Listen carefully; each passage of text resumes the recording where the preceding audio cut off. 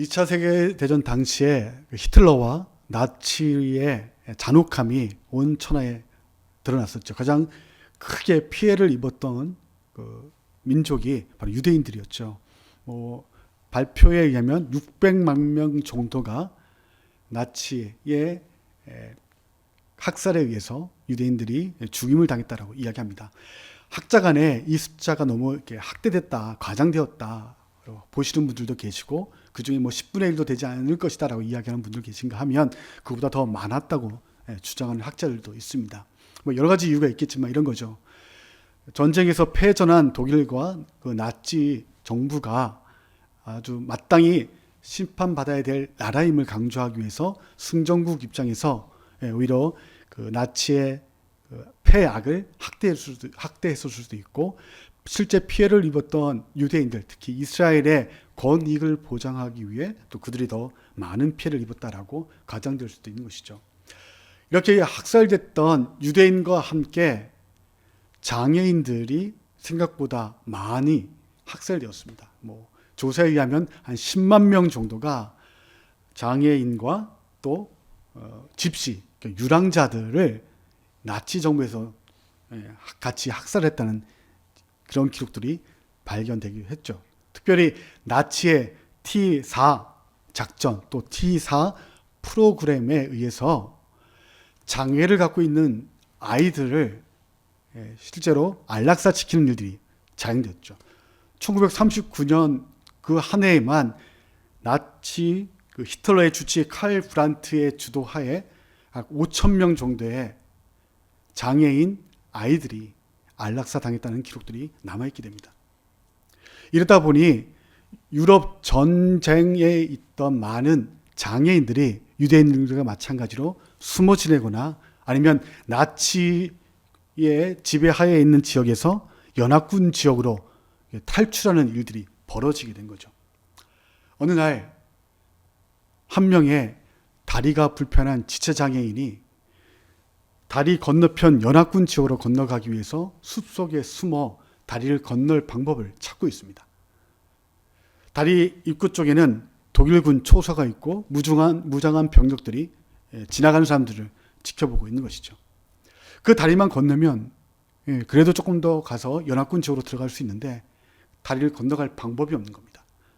통행증은 있고 신분증은 있지만 자신이 장애가 있다는 걸 확인이 되는 순간 자신도 수용소로 끌려갈 것이기에 숨어서 지켜보고만 있는 것이죠. 그렇다고 불편한 다리를 이끌고 강을 건널 수도 없는 상황 가운데 있는 겁니다. 그렇게 한참을 고민하고 있는데 뒤쪽에 있는 숲속에서 바스락거리는 소리가 들리는 거죠. 조심스럽게 뒤를 보니 두 명의 장애인들이 마찬가지로 다리를 건너기에 고민을 하고 있는 겁니다. 한 사람은 눈이 하얗게 변한 시각장애인과 또 한 명은 등이 곱은 척추장애인이 있었던 거죠. 셋이같이 조우합니다. 부족함이 있는 장애인들이죠.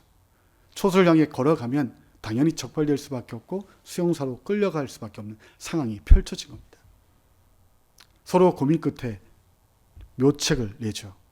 먼저 등이 곱은 척추장애인이 작대기 하나를 들고 선을 긋고 다리 쪽으로 걸어갑니다. 초소 쪽으로 걸어가는 거죠. 그리고 그 사람 뒤를 다리 한눈은 불편한 시각장애인이 세 사람의 통행증과 한 손으로는 눈을 가리고 그 사람 뒤를 따라가기 시작하는 겁니다. 에이, 줄 똑바로 거. 아니야, 오른쪽으로 조금 더. 왼쪽.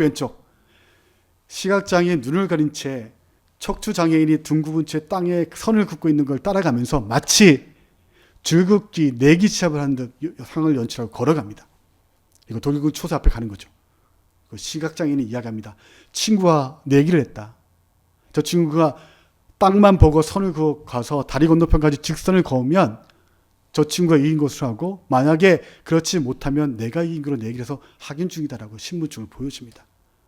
그리고 제일 뒤에 다리를 절뚝거리는 지체장애인이 다리를 쭉쭉 끌듯 그 선을 치면서 함께 셋이 다리를 건너가는 것이죠. 실제로 있었던 일인지 지어낸 이야기인지 알 수 없습니다. TV 매체에 MC 프로그램 TV 서플라이즈인가요? 거기서 한번 영상이 소개됐던 이야기에 예전에 나왔던 이야기인데 실제로 있었던 일인지는 알 수 없지만 부족함이 있었던 사람들이 나름의 부족함을 함께 합심을 통해서 연대의 힘을 발휘하고 위기 상황을 극복해냈던 이야기였던 거죠. 지난 주일 공동가정 두 세상을 위한 교회 두 번째 시간, 신자의 다른 차원에 대한 이야기를 나누면서 함께 살폈던 말씀입니다. 전도서 4장 12절 말씀 화면을 보면서 우리 함께 합독하도록 하겠습니다. 한 사람이면 패하겠거니와 두 사람이면 맞설 수 있나니 세 겹줄은 쉽게 끊어지지 아니하니라. 연합할 수 없는 관계가 복음 때문에 하해되고 양보하지 못하고 자기 고집 강했던 사람이 슬쩍 자신의 것을 내려놓음으로 합칠 때 부족함이 있지만 그 부족함을 채우실 마음의 간용을 가지고 배려하며 합친다면 1 더하기 1의 2가 아니라 1 더하기 플러스 3이 되는 시너지를 만들 수 있는 것이 신자의 신비라고 이야기했죠. 모두가 정박을 치며 박수를 치면 별 리듬감 없이 가지만 누군가가 상한 가운데 엇박을 만들어낼 때 리듬이 만들어지는 것처럼 함께하면 변화를 만들 수 있음을 우리가 함께 살펴봤던 것이죠. 오늘 본문 속에 누가복음을 함께 좀 살펴보려고 합니다. 오늘 이야기 속에는 남들이 보지 못하는 그들에게만 독특하게 하나님께서 부여하신 하나님의 위로를 약속받은 이들이 등장합니다. 하지만 그 약속받은 하나님의 위로 때문에 쉽지 않은 인생들을 살아왔고 살고 있으며 살아갈 사람들이 오늘 본문 속에 있습니다. 그런데 이들이 성전이라는 공간에 함께 조우하면서 서로가 위로자로 서 있는 자신을 발견하게 되고 서로가 서로를 위로하는 이야기가 시작이 되는 것이죠. 어떻게 이들이 위로를 경험하는지 함께 말씀을 살펴보도록 하겠습니다. 누가복음 2장 22절 24절까지의 말씀을 함께 읽도록 하겠습니다. 모세의 법대로 정결 예식의 날이 참에 아기를 데리고 예루살렘에 올라가니 이는 주의 율법에 쓴 바 첫 해에 처음 난 남자마다 주의 거룩한 자라 하니라. 한대로 아기를 주께 드리고 또 주의 율법에 말씀하신 대로 산비둘기 한 쌍이나 혹은 어린 집비둘기들로 제사하려 함이더라.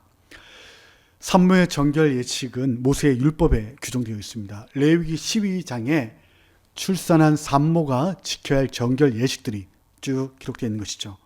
그 종에 따르면 출산한 산모, 특별히 아들을 낳았을 경우에는 7일 동안 부정한 상태가 됩니다. 그러면 7일 동안 혼자 칩구하게 되는 것이죠. 그리고 7일이 지난 후에 8일 차에 아들을 할례하고 33일 동안 다시 칩구하게 되는 거죠. 그리고 그 시간이 지나야만 비로소 성전에 올라가 정결 예식을 통해서 정결함을 덧입게 되어서 일반적인 일상을 살 수 있게 됩니다. 여자아이를 출산했을 경우에는 2배가 적용이 되죠. 14일 동안 부정한 상태로 칩구하게 됩니다. 그리고 14일 이후에는 다시 66일 동안 혼자 지내다가 그렇게 80일이 지나면 성전에 올라가 정결 예식을 진행이 됩니다. 지금 오늘 본문 속에 요셉과 마리아, 특별히 마리아는 예수님, 아기 예수님을 남자를 낳았기에 7일간 부정하고 8일날 할례를 거행한 후에 33일이 지난 시점에 성전에 올라가 정결예를 드리는 것이죠. 그런데 드리는 제물이 레위기 12장에서 이야기하는 제물 중에 가장 극빈자, 예물을 드리긴 드려야 되는데 양은 염소를 잡지 못하는 이들, 사회적 약자, 경제적 약자가 드리던 산비둘기 한 쌍만 드립니다. 요셉의 가정이 넉넉지 않았던 살림임을 이야기하고 있는 것이죠. 오늘 본문을 살필 때 먼저 염두할 것이 좀 있습니다. 이 부분을 좀 이해해야 오늘의 말씀을 조금 더 풍성하게 마음속에 담을 수 있을 것인데요. 이런 겁니다. 마태복음 2장과 누가복음 2장의 내용을 대조하다 보면 시간 관계 안에 약간의 문제가 생깁니다. 마태복음 2장에서 요셉 가족이 베들레헴에서 동방박사들의 경배를 받은 후에 정결 예식 없이 그날 밤 천사가 이집트로 도망가라는 이야기를 듣고 이집트로 도망갔다라고 이야기가 되어 있어요. 그래서 이런 거죠. 예수의 탄생, 목자들과 동방박사의 방문, 또 이집트의 도피 후에 다시 천사가 현몽하여 너를 핍박하던 헤롯이 죽었으니 네 고향 갈릴리 나사렛으로 올라가라. 그 이야기를 듣고 나사렛으로 돌아오는 이야기로 전개됩니다. 그런데 오늘 본문은 다르죠. 베들레헴에서 출생 직후에 목자들의 방문을 받고 생후 8일 만에 할례를 받은 후에 그리고 40일차 되던 날 읽었던 본문 22절에 예루살렘에 올라와 마리아의 정결 예식을 행해요. 그런데 39절에 이 정결 예식을 마치고 요셉과 마리아의 집에 있는 갈릴리 나사렛으로 향한 것으로 기록되어 있습니다. 누가복음 2장 39절 함께 읽도록 하겠습니다. 주의 율법을 따라 모든 일을 마치고 갈릴리로 돌아가 본 동네 나사렛에 이르니라. 이집트로 피신한 내용 없이 그냥 모든 거룩한 예식을 마치고 고향 땅으로 돌아갔다라고 이야기하고 있는 것이죠. 마태복음과 충돌이 생깁니다. 무슨 일일까요? 각 복음서가 강조하는 부분들이 있기 때문에 목적들이 있어서 기록된 겁니다. 복잡하게 생각하실 것 없이 그 둘을 조합해서 이해하시면 됩니다. 베들레헴에 태어나자마자 목자들의 예방을 받고 8일 할례 받고 33일 동안 부정한 상태로 있어야 하니 총 40일을 베들레헴, 아마도 그 구유가 있는 숙소에 있었겠죠. 거기서 칩거하다가 율법을 따라 예루살렘에 올라와 오늘 본문의 일을 경험하고 다시 어떤 이유인지 알 수 없지만 베들레헴 그 구유가 있는 곳으로 돌아가는 점. 그리고 동방박사들의 예방을 그 시점에 받고 그날 천사들의 현몽을 통해 이집트로 피신하는, 그리고 피신 후에 갈릴리로 올라온다는 이야기로 정리하면 됩니다. 그래서 39절 말씀에 이해할 게 무엇이냐면 오늘 본문에 예루살렘에 이뤘던 정결 예식 다 끝난 다음에 이들이 올라간 것이 아니라 되돌아갔죠. 그래서 39절에 시간 간격이 생기는 겁니다. 최소한 수개월에서 길게는 수년의 시간의 간격들이 생기는 거죠. 이렇게 정리하고 나면 요셉과 마리아가 참 안쓰러워져요. 아기 예수님이 안쓰러워지는 거죠. 고향 땅이라고 베들레헴 왔는데 기거할 숙소가 없습니다. 친인척이 없는 거죠. 40일 동안 베들레헴에 있다가 한 3, 4일 걸려서 예루살렘 왔다 다시 3, 4일 걸려 내려와요. 일주일 시간 소비됩니다. 50여일 동안 그냥 베들레헴 마구간이 구유가 있는 곳에 거가하고 있는 거죠. 동방박사의 예방을 받는, 고향 땅이라고 이야기하지만 친인척이 없는 그런 형편 가운데 이제 막 아이를 출산해서 100일 되지 않은 아기를 안고 왔다 갔다 해야 하는 상황이 사실은 마리아와 요셉, 예수님의 여정인 것이죠. 고단한 인생 여정인 겁니다. 인류제의 위로자이신 예수님과 그 부모가 역설적이게도 위로가 필요한 존재로서 오늘 본문 속에 등장하고 있는 겁니다. 하나님과 사람의 위로가 필요한 것이죠. 출산으로 의도치 않게 호적하러 왔다가 부정한 상태로 40일을 베들레헴 땅에서 보낸 요셉과 마리아. 그렇게 긴 여정이 될 줄 몰랐겠죠. 하지만 길어졌습니다. 비둘기 한 쌍을 제물로 드릴 수밖에 없는 경제의 여건들이에요. 남루했을 겁니다. 40일 동안 뭐 있었겠습니까? 아내 혼자 두고 요셉 혼자가 고향 땅 왔다 갔다 하기도 녹록지 않을 때죠. 더군다나 당시 마리아의 나이는 지금하고 다릅니다. 유대의 풍습은 13, 14세에 조혼을 해버립니다. 굉장히 중학생, 많아야 고등학생 나이에 마리아인 것이죠. 그런 아내 두고 혼자 움직일 수 없는 요셉인 겁니다.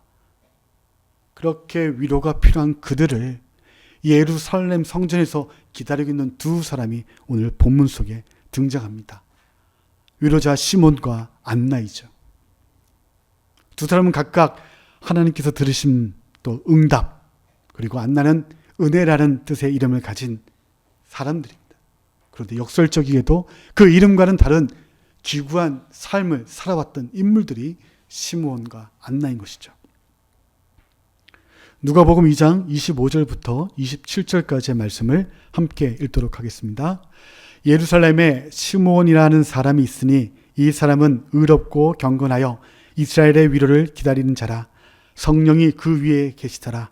그가 주의 그리스도를 보시기 전에는 죽지 아니라 하는 성령의 지시를 받았더니 성령의 감동으로 성전에 들어가매 마침 부모가 율법의 갈래대로 행하고자 하여 그 아기 예수를 데리고 오는지라.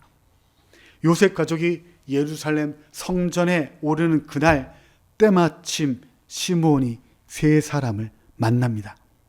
하나님께서 들으신다, 응답하신다라는 뜻의 시므온의 직업은 이후에 등장하는 선지자 안나와 달리 정확하게 직업이 설명되어 있지 않죠. 다만 하나님이 보낸 구원자 그리스도를 보기 전까지 죽지 않는다는 신의 말씀, 신탁을 받은 사람으로 등장할 뿐이죠. 우리는 성경 인물들을 남들과 다른 특별한 사명을 받아서 고귀하고 또 대단한 삶을 산 것처럼 이해할 때가 많죠. 믿음의 영웅이라 이야기하고 그 영웅들을 닮아야 한다라고 우리는 이야기하고 듣고 있습니다. 하지만 성경을 읽다 보면 이분들이 믿음의 선배인 건 믿겠는데, 신자인 건 알겠는데 그 사람도 참 기구해요. 이게 복받은 자의 삶인가 싶은 일들이 사실은 성경의 믿음의 선배들의 삶입니다. 시므온도 마찬가지예요. 하나님께 사명을 받았습니다. 주의 위로, 주의 그리스도를 보이기는 그날까지 죽지 않는다. 주님을 만날 것이다. 그리스도를 볼 것이다. 라는 사명을 받았습니다. 근데 그가 하는 일이 뭡니까? 매일 예루살렘 성전에 올라 누가 성령께서 지목하는지를 사람들 관찰하고 있는 겁니다. 특별히 아기를 안고 온 사람은 없는가? 그 일을 하고 있는 거죠. 기약을 알 수 없습니다. 이게 대단한 일 같습니까? 멋진 일일까요? 위대한 일입니까? 아니요. 그러면도 자기에게 맡겨진 일이기에 주의 그리스도를 대면하고 복주기 위하여, 축복하기 위하여 그 자리를 지키고 있는 시므온인 것이죠. 그런데 그 예수님을 만나고 나면 그에게 주어지는 게 있습니다. 상급입니까? 아니요. 죽음이에요. 주를 대면하고 나면 죽음이 있음에도 불구하고 그가 기다립니다. 반복되는 일상이죠. 눈 뜨면 성전에 올라갑니다. 매일 죽음을 대하듯 성전에 올라가 아이를 안고 출입하는 여인을 관찰하죠. 물론 성령님께서 독특한 은혜로 갑자기 그냥 성전에 있던 그 애를 감동하셔서 만나게 하고 깨닫게 하실 수도 있지만 그 매일의 삶들이 재미없는 거죠. 세상에 이런 사명 감당하려면 나설 신자가 얼마나 있겠습니까? 매일 성전이나 어떤 특정 공간 광장에 가서 내가 너에게 지목하는 그 자를 기다리라. 이거 쉽게 할 수 있을까요? 쉽지 않은 일이죠. 기약이 없습니다. 차라리 다른 사람이 감당했으면 싶은 것이 시므온의 사역이었던 거죠. 또 한 사람, 예루살렘 성전을 매일 떠나지 않고 금식하며 기도하는, 그리고 아기 예수를 영접한 사람이 등장합니다. 선지자 안나입니다. 누가는 그녀가 아셀 지파에 속해 있다 언급하죠.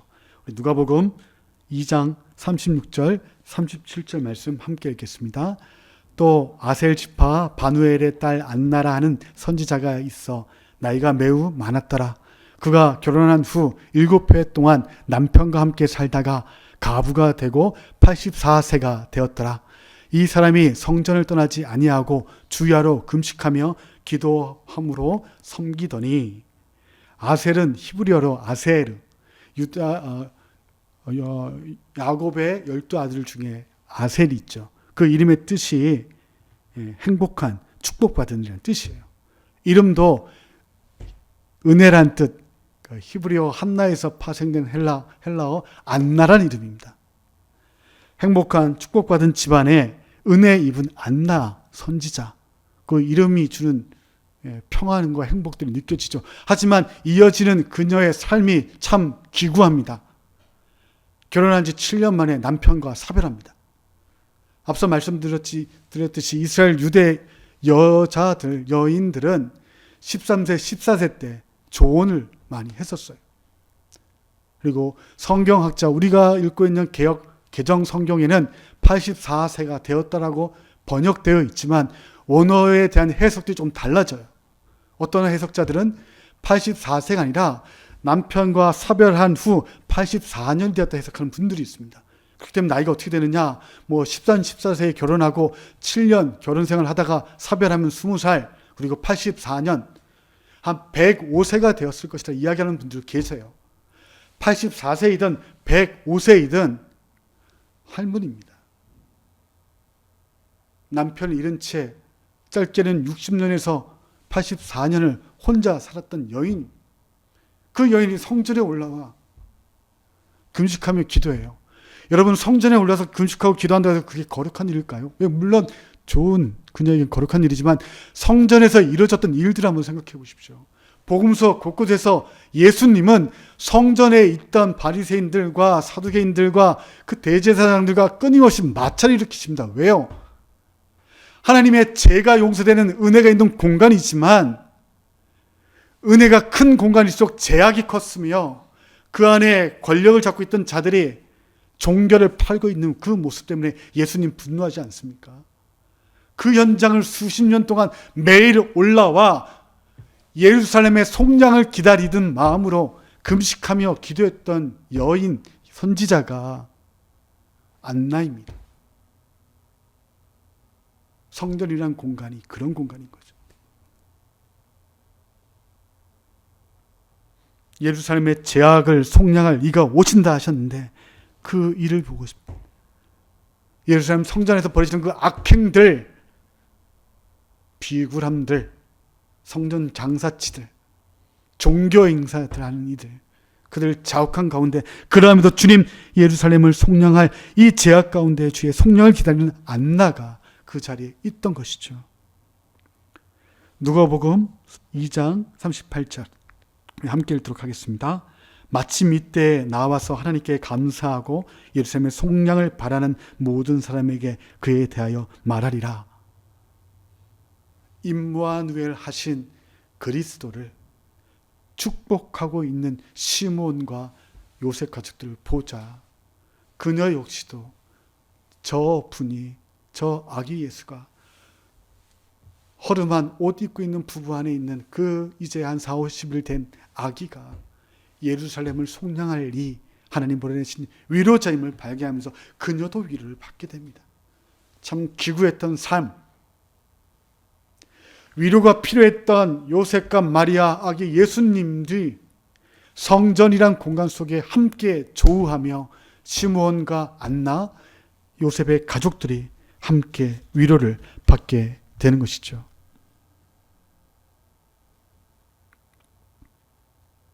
시므온과 안나, 또 이름과 역사적인 삶을 살았지만 기다리며 인내한 두 사람을 통해 요셉과 마리아가 서로 위로를 받게 됩니다.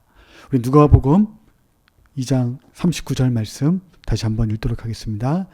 주의 율법을 따라 모든 일을 마치고 갈릴리로 돌아가 본 동네 나사렛에 이르니라. 앞서 설명드렸지만 예루살렘 성전에서 주의 율법을 따른 정결 예식을 모두 마친 후에 요셉 가족들이 누가의 기록처럼 바로 올라간 것이 아니라 그 39절 중간이 툭 끊기면서 이집트의 베들레헴으로의 돌아감과 피신의 내용들이 빠져 있고 그 일을 다 마친 후에 나사렛으로 올라가게 되는 것이죠. 하나님의 위로인 예수를 낳은 이들이라지만 앞으로 이스라엘 사회에 예수가 등장하기 전까지 불안한 삶을 살아가야 될 가정입니다. 그들의 이전 인생은 어땠을까요? 아기 예수로 인하여 행복했습니까? 아니죠. 성령의 수태라고는 하지만 당신 문화 안에 혼전 임신은 적발돼서 죽음을 당할 수 있는 일들입니다. 13, 14세 정도 어린 나이에 마리아, 그런 마리아를 보호하던 이가 정말 누구의 아이인지도 알 수 없는 상황에서도 요셉이 그녀를 보호하는 거죠. 불안합니다. 더군다나 이제 호적을 하기 위해 귀가할 곳 없는 베들레헴으로 만삭된 아내를 이끌고 가는 여정들인 겁니다. 친인척도 없어서 베들레헴 구유가 있는 공간을 얻어 그 숙소 안에 기거하게 되죠. 추정이지만 거기서 40일 그리고 예루살렘 방문 후에 돌아와 또 며칠 그리고 동방박사를 만나는 그날까지 그곳에 있게 되는 겁니다. 고단한 인생을 살았던 요셉과 마리아죠. 그런 그들을 죽음을 준비하는 시점이 될지라도 묵묵히 자신의 자리, 그 성전을 자리를 지켜두며 매일 성전을 반복되며 일상을 살았던 시므온. 거룩의 상징이지만 당시 하나님의 인재의 장소였지만 예루살렘의 성장을 기대할 수밖에 없는 그런 성전의 상황을 오랫동안 지켜왔던 안나. 부족함이 있고 불안했던 삶들, 그런 위로가 필요한 자들이 함께 만나며 위로자로서 서로를 위로하며 요셉과 마리아, 그들을 준비시키는 일들을 참여하게 되는 겁니다. 유진아 작가의 다 지나간다 시집에 털어봐라는 시가 있습니다. 영상 화면과 주보에 있는데요. 우리 함께 또박또박 읽어보도록 하겠습니다. 가까이 다가가봐 삶의 무게 없는 사람 있나? 털어봐 아프지 않은 사람 있나? 건드려봐 눈물 나지 않는 사람 있나? 찾아봐 힘들지 않는 사람 있나? 꾹 짜봐 슬프지 않은 사람 있나? 살펴봐 고민 없는 사람 있나? 물어봐 사연 없는 사람 있나? 사연 없는 사람 없고 아픔 없는 사람 없으며 저마다의 인생의 무게 때문에 위로가 필요한 사람들이 오늘의 사람임을 유진아 시인이 이야기하고 있는 거죠. 오늘 말씀 속에 시므온과 안나도 하나님의 위로자, 하나님의 위로를 낳고 품었던 요셉과 마리아도 사연과 삶의 무게, 불안과 고민을 안고 살아가는 연약한 자들입니다. 하지만 그렇다고 연약하다고 한탄만 하지 않고 또 무기력하게 시간을 채우지 않았죠. 시므온과 안나는 하나님의 위로와 예루살렘의 속량을 기대하며 책밖에 도는 일상이지만 올라가면 그 안에서 펼쳐지는 상황이 거룩한 상황은 아니지만 성전에 올라갑니다. 사람들 보기엔 별 의미 없어 보이는 일일 수 있지만 그곳에서 하나님께서 언제 보내주실지 알 수 없지만 그 오실 그리스도를 기다리고 있는 겁니다. 요셉과 마리아는요, 불안한 상황입니다. 여러분도 아시겠지만 요셉 빨리 죽잖아요. 그리고 마리아가 최소한 4명의 아들과 딸을 키우는 일들에 가야 합니다. 그런 귀한 삶이 예약되어 있는 거죠. 자신들이 지켜야 할 모세의 규례를 따라 정결 예식을 하기에 성전에 오릅니다.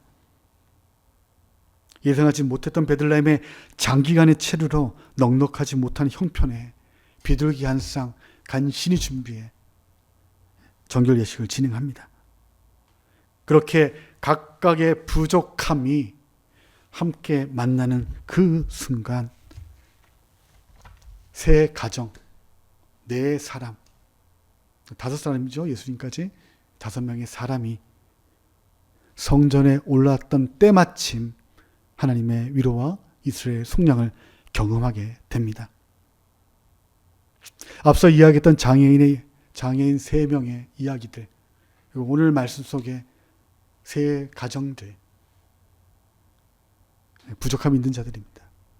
하지만 그들이 성전과 다리에서 함께 조우했을 때 새 힘을 발휘할 수 있었던 것이죠.